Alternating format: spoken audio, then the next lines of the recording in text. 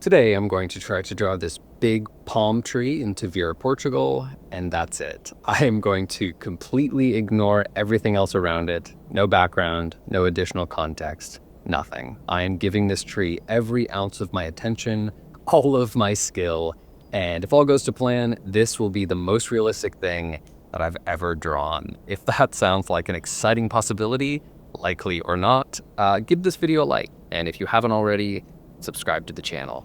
So, as you can see, I started things off with a loose and vague shape for the canopy of this tree. I knew how much of the paper I wanted to fill, so I went ahead and gave myself this barely visible guide. I didn't want to lose track of the scale here, which I know is possible, or probable rather. So I'm doing everything I can at the start to ensure that by the end, all of my ducks are in a row.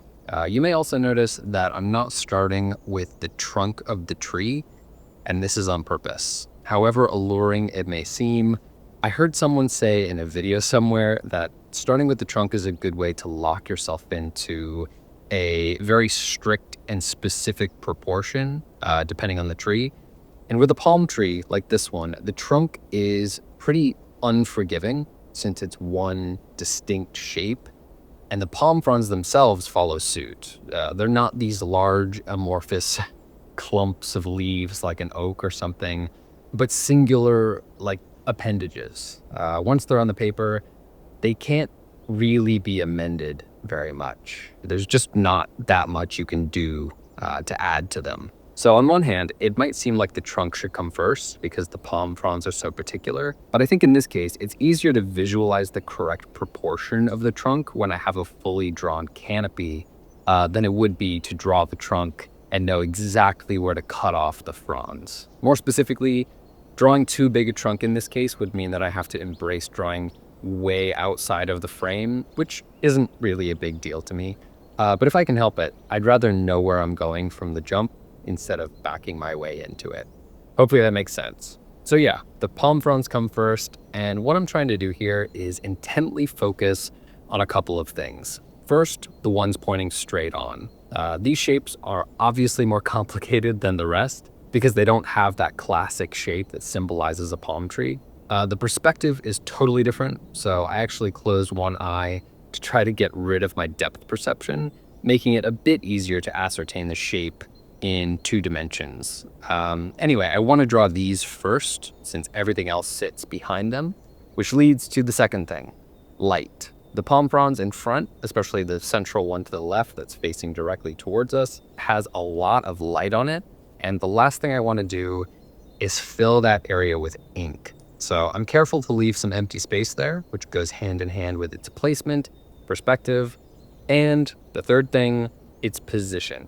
Look closely and you'll see that all of these are jutting out and twisting in various angles, and those angles dictate contrast. Some parts are facing the sun, others not, so I have to pay attention to that contrast and draw these accordingly. All of those things put together, among others, bring me to this one central point that I've spent a lot of time trying to understand, which in this case is this. I'm not drawing the palm fronds, but the shapes I see within them. So while yes, I will draw some shapes here that look like palm fronds, especially the ones in silhouette, I'm mostly trying to see and understand the relationship of light and dark, the contrast, that creates the shapes that make up a palm tree. It's not simply drawing the outline because that isn't what we actually see. Instead, it's knowing which parts are in the light so that I can draw minimally and use suggestion, and which parts are in the dark so that I can bring shape and direction and detail into the mix. That is hard, obviously, but the more I focused on that, the more realistic the drawing became. Had I jumped into this with one thing in mind, the palm tree, draw the palm tree, it would have looked cartoonish and unrealistic. And even beside that, I would have lost a lot of the detail and overall structure of the tree. This entire front section would have gotten away from me immediately, and all the palm fronds would be, the same shape at exactly the same angle. Following the canopy, which I'm quite pleased with, I move on to the trunk. And at this stage, I was really dreading it. I felt so confident with what I'd just drawn. I really wanted to avoid screwing it all up. So method-wise, I wanted to first draw in these little diamond shapes at the top. I'm not sure how important they were to the greater drawing, but I liked how they acted as this transitional zone from top to bottom. I knew that I didn't need to be perfect with these, but I was eager to at least include some harsh texture that was distinctly different from above and below. After that, I worked my way all the way down the trunk with this rough and squiggly approach. This was the area I'm most worried about because the texture is pretty rough, and up close, it's highly complex. But again, since I'm more interested in the broader shapes that make up this texture and not every single little crease, I just tried to get a sense of this area more broadly, and I think that worked out for me.